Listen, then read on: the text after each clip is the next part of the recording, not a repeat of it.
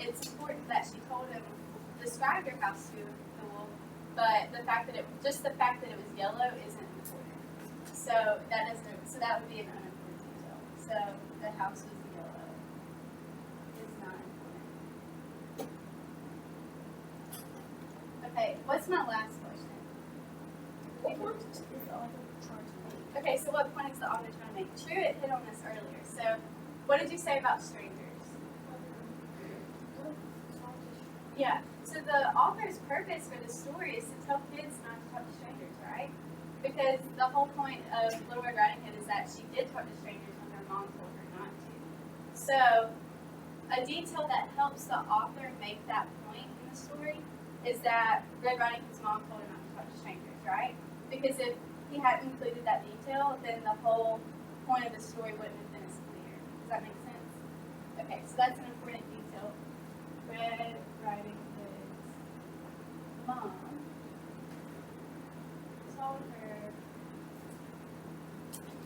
not to talk to strangers.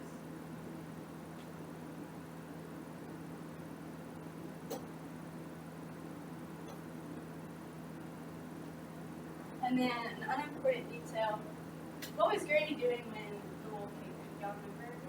Yeah, she was reading. But is that necessarily important? Does that help the author make his point of not talking to strangers? No, you're right, it doesn't. So that would be not important. So Granny was reading.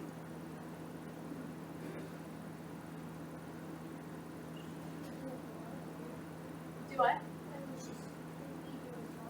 Yeah, exactly. She could have been doing laundry, she could have been sewing. The story would have ended the same, and it didn't help the author make his point. So I'm going to leave these up here for y'all to reference if you want, because now what we're going to do is, with your little table group, you're going to read a story, and then you're going to highlight 3 important details in yellow and 3 unimportant details in pink, and I'm going to give you everything. So I'm going to pass out the passage, and I'm going to read it out loud to y'all, and then y'all can read it again silently, and work with each other to figure out which details are important and which aren't. Does that make sense? So, here are y'all's.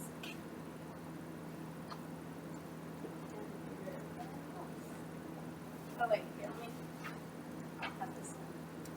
That one's like the answer.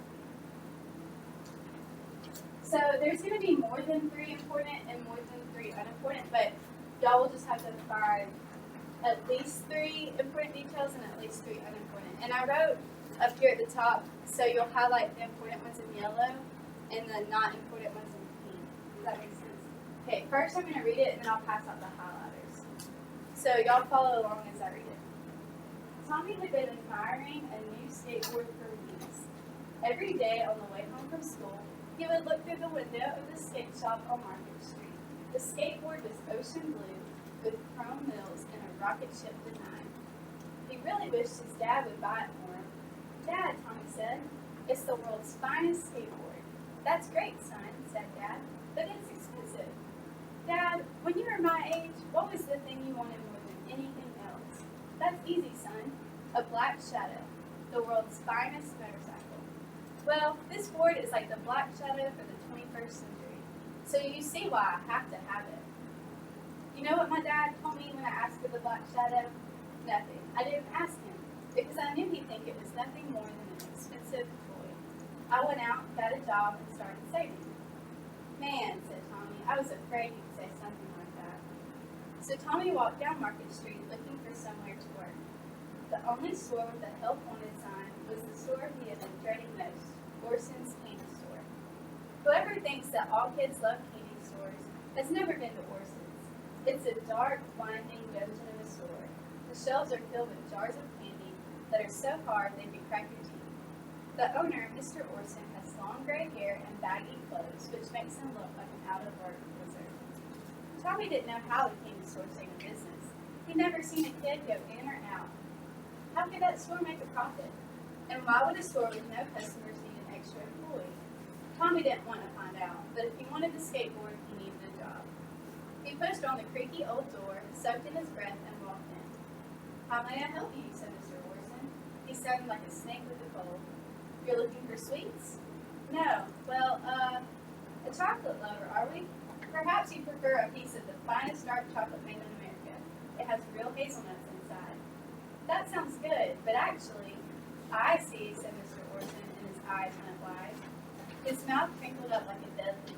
I understand completely now. Understand what? You're a boy with a sour tooth. He reached behind him to the highest shelf on his shaky bookcase and presented Tommy with a tiny yellow candy.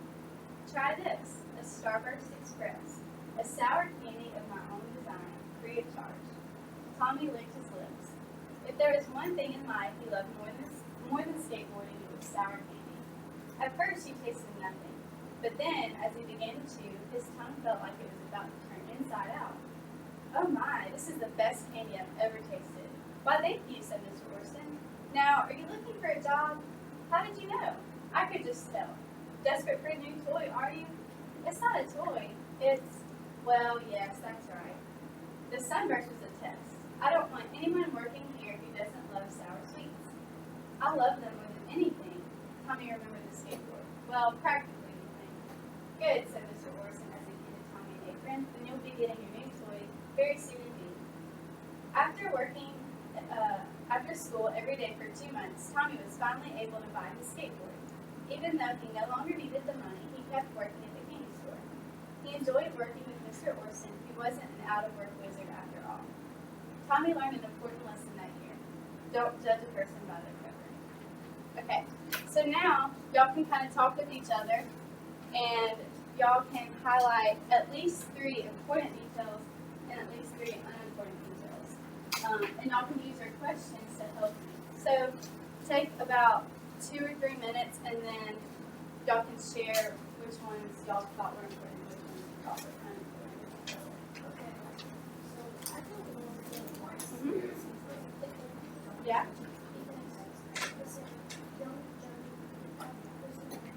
Okay, why do you think that's important?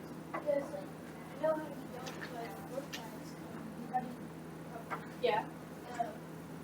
so basically Yeah. Which question does that remind you of? Like, which one of these?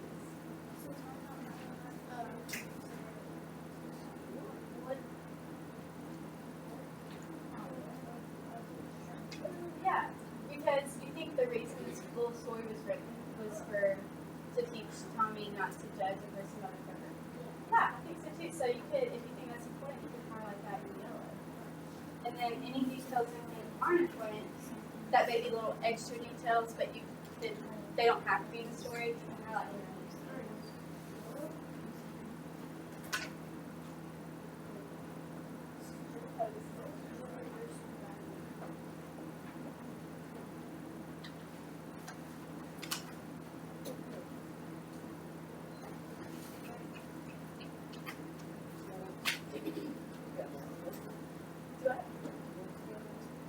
Yeah, y'all can work together on this. Kind of like a little perspective. So y'all can talk about it and just find 3 important and 3 unimportant.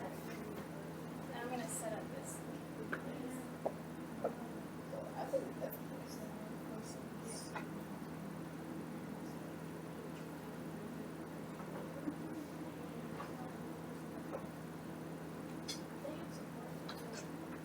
tell me is that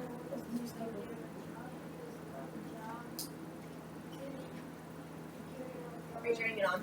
Yeah. Sorry. I couldn't find the power button. But I wasn't sure if it was already on or just asleep. how it is.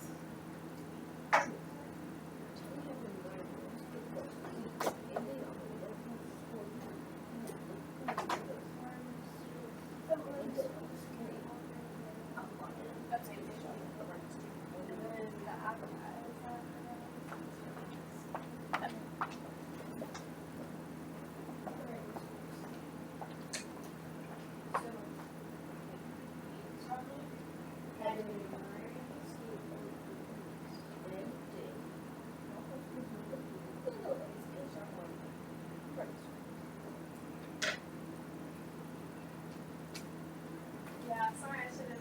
Y'all can just highlight online if you want, so you don't have to pass it around. I didn't have enough highlights.